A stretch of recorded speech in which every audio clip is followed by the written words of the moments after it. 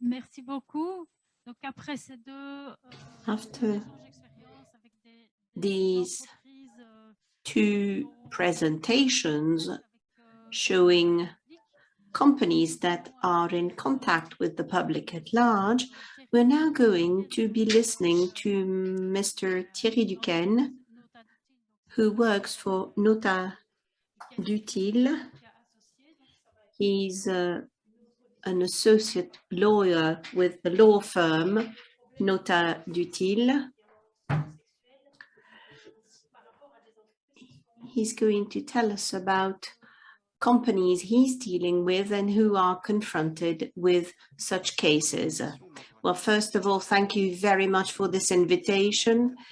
And actually, you will see that it's not going to be all that different because the basis has already been presented, which is reassuring because in a certain way, what our clients are experiencing is not all that different from what has already been presented.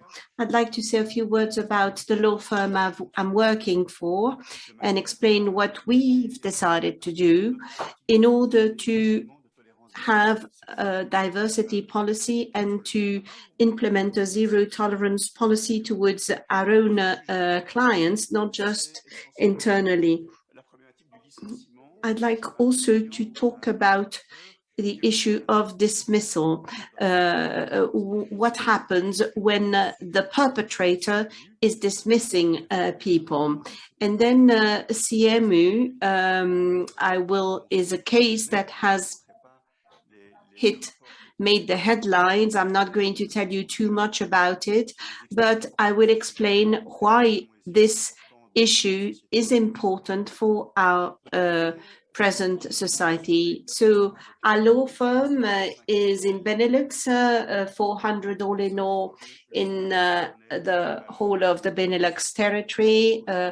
And there are about 100 working in Brussels. And we've decided to transfer the values that we have at home at the workplace, because we felt that it would not be normal to have a workplace that would have different values from those that we have in our own household.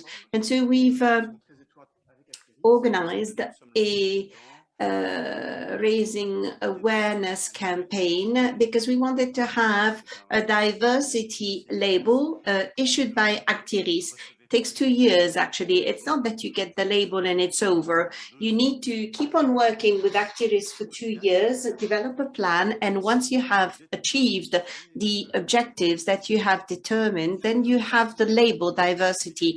We made it, and we were the first law firm to receive the Actiris diversity label, and we're happy about it. Amongst the measures that were adopted, we wanted to have a zero tolerance policy towards sexism. So how do you go about doing that internally in the company, but also towards our own clients who might have inappropriate behavior vis-a-vis our own staff? And it's not that complicated, actually, because if you have such a project and the majority of the associates have already signed the charter, the diversity charter, it means everyone is on board and willing to do it. But it's a lot more complicated with education of clients. And I'm not going to lie to you. The member of staff who's wearing a miniskirt and is entering the boardroom, and everyone is looking at her, especially clients, it's not over yet.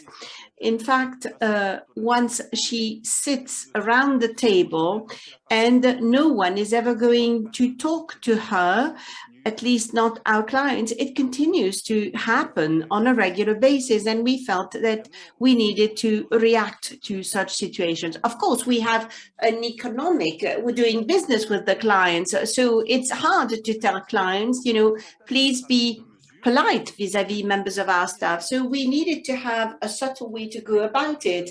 And so we needed to convey the message that this was inappropriate behavior and that maybe the person was extremely important for his case because it's how the internal file is going to be handled. So we communicate, first of all, to our clients that we have a diversity plan, zero tolerance, so they know it, but it's not going to change anything. But when the member of staff comes in the room and you introduce, because she worked late last night and without her, we would not have been able to have the meeting. This is something, this is going to give value to the person. And then if you give her the floor to explain how we came to reach the results that we have achieved. And then when you give the telephone number of the member of staff, because she is the one who knows your case best, and so you're giving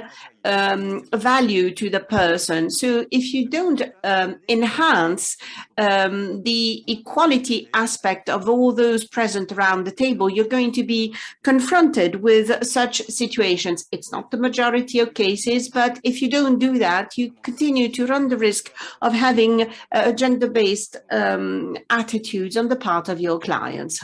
So the fight is not over yet. So that was the first thing I wanted to say. Number two, I'd like to tell you about a dismissal of perpetrators working for our clients. And they are dismissed because they've been accused, they've been indicted for being sexist.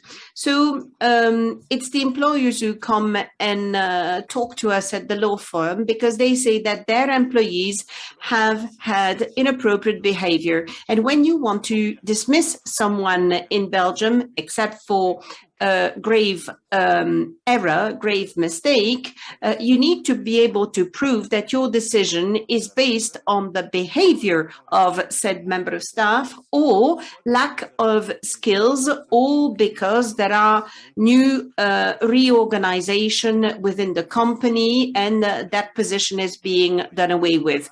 But you also need to demonstrate that a normal employee would have reacted in the same way. So you have two hurdles to overcome. Number one, you realize that when a person is a perpetrator, it's the behavior which is at stake. And so as an employer, you need to demonstrate that facts have occurred and that this has led to inappropriate behavior and that the employer feels it's perfectly normal to take sanctions. And this reminds me of a case I had to deal with a few years ago. This was the construction sector, and there was a member of staff who was working in the office and who was in contact with the administrations about public procurement. And he has clearly had some relationship with a member of the administration. He has used smartphone for stupid kinky reasons, and of course has shared the copy or the videos of some of their intercourse with other members. So for us, this is a first violation, which is extremely serious. The person has a dubious taste, and he has a traineeship here in the office, and he looks at video clips in the on internet, and he says a video saying, well, next time you wearing such a short dress, please behave this way and let me know and do like this person in this video. So obviously we dismiss the person. So you're going to feel that this is perfectly normal, but the person felt it was totally unacceptable to be dismissed for that reason, because there was the notion of humor, the concept of humor. It was just a joke amongst colleagues, and it's not that serious. Now, I've been working for 15 years in the company, and the judge considered that. So after 15 years, you are just kicking me out.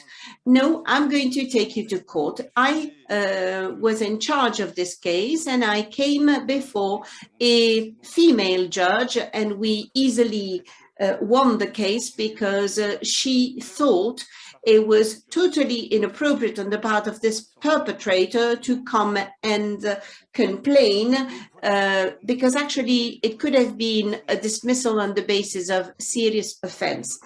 So you can tell that the courts are getting more and more strict and more severe in the sanctions which are being imposed, and we need to really separate between dubious humor, tasteless humor, and really unacceptable behavior. Number 3, I wanted to talk about, because I'm trying to stick to the allotted time that was given to me. I'm a minority here as a man, so I want to make sure that I'm sticking to the time. So the third topic I wanted to tell you about is Siamu. We were contacted with Pascal Smoot by Jump to respond to complaints that were lodged by female fire workers. They are a small percentage of the fire workers, and they felt that they were the object of sexist behaviors. For instance, they did not have proper showers, properly functioning. They had to complain because they did not know where to take their rest, and where men rest, they are in the nude, and so typically you would go and fetch a woman who was trying to rest and confront her with a man who was having an erection. And, you know, I'm not going to go into all the other details and about doing some sexual acts on the other firefighters. So we conducted an investigation to see what could be sanctioned and what could be changed. And on that basis, I will just take a few aspects that are not part of the report.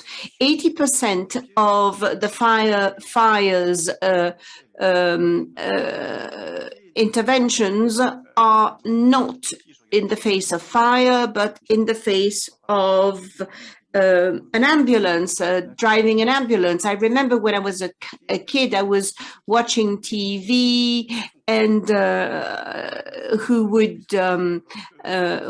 would be able to escape from a fire, help the lady and the children who are trying to escape from that.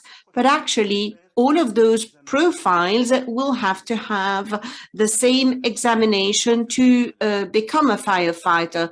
In countries like Canada, depending on the needs, there will be specific examinations depending on what they will be expected to do. But so there is a change of mental attitude.